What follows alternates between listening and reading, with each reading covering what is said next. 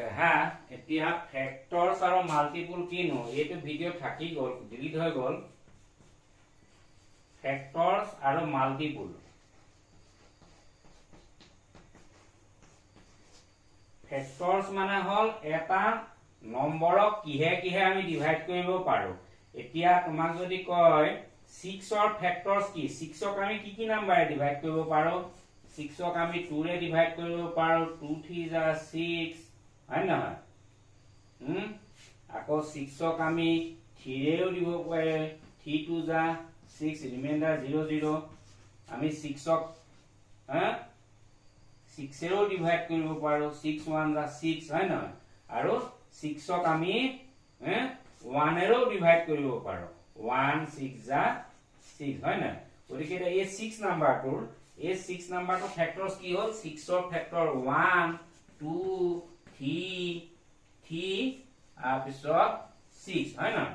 মানে এটা নাম্বাৰৰ ফেক্টৰছ মানে হ'ল সেই নাম্বাৰটো কি নাম্বাৰে ডিভাইড কৰিব পাৰি, সেইটোৱে সেই নাম্বাৰটোৰ ফেক্টৰছ বুলি কয় না।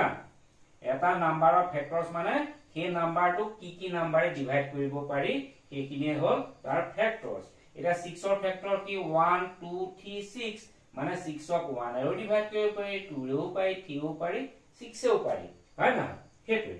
আৰু প্ৰতিটো নাম্বাৰক 1 ৰেও ডিভাইড কৰিব পাৰি আৰু সেই নাম্বাৰটোৱে নিজেও ডিভাইড কৰিব পাৰি দেই, প্ৰতিটো নাম্বাৰ। সেই কথা তোমাক শিকাইছিল নহয়। এতিয়া 2 নম্বৰ কথা মাল্টিপল। মাল্টিপল মানে মাল্টিপ্লিকেশ্যন। এতিয়া আমি যদি কওঁ 2 মাল্টিপ্লিকেশ্যন, 2 মাল্টিপলছ কি?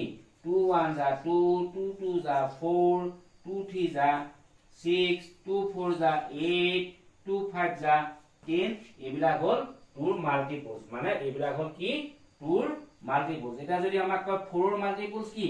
4ৰ মাল্টিপলছ আমি ইনটু কৰি থাকিম, মাল্টিপ্লিকেশ্যন মানে 4ৰ মাল্টিপলছ বাঢ়ি গৈ থাকিব আৰু। 4 1 যা 4, 4 2 যা 8, 4 3 যা 12, 4 4 যা 16, 4 5 যা 20, হয় নহয়? মাল্টিপলবোৰ বাঢ়ি গৈ থাকে। মাল্টিপল কেইটা? মাল্টিপল মানে বাঢ়ি গৈ থাকিব, আমি খতম কৰিব নোৱাৰো। তোমাৰ বহি খতম হৈ যাব, মাল্টিপল গৈ থাকিব। মাল্টিপলৰ সীমা সংখ্যা নাই, কিন্তু ফেক্টৰছ হ'ল সীমা আছে। ফেক্টৰছ বিলাক কেইটামানহে থাকে, বেছি থাকিব নোৱাৰে। ফেক্টৰছ বিলাক হ'ল ফাইনিট দেই, কিন্তু মাল্টিপলছ বিলাক হ'ল নন ফাইনিট। মাল্টিপলৰ সীমা সংখ্যা নাই। সেইটোৱে আৰু ফেক্টৰছ আৰু মাল্টিপল। ফেক্টৰছ মানে এটা নাম্বাৰক কি নাম্বাৰে ডিভাইড কৰিব পাৰি, আৰু মাল্টিপলছ হ'ল সেই নাম্বাৰটোক মানে ইনটু কৰি কিমান মাল্টিপল বনাব পাৰি আৰু, সেইটোৱে হ'ল তাৰ মাল্টিপল। বুজি পালা দেই? এই ভিডিঅ'টো ডিলিট হৈ গ'ল, এইটো আপলোড কৰিবলৈ থাকি গ'ল। মই এতিয়া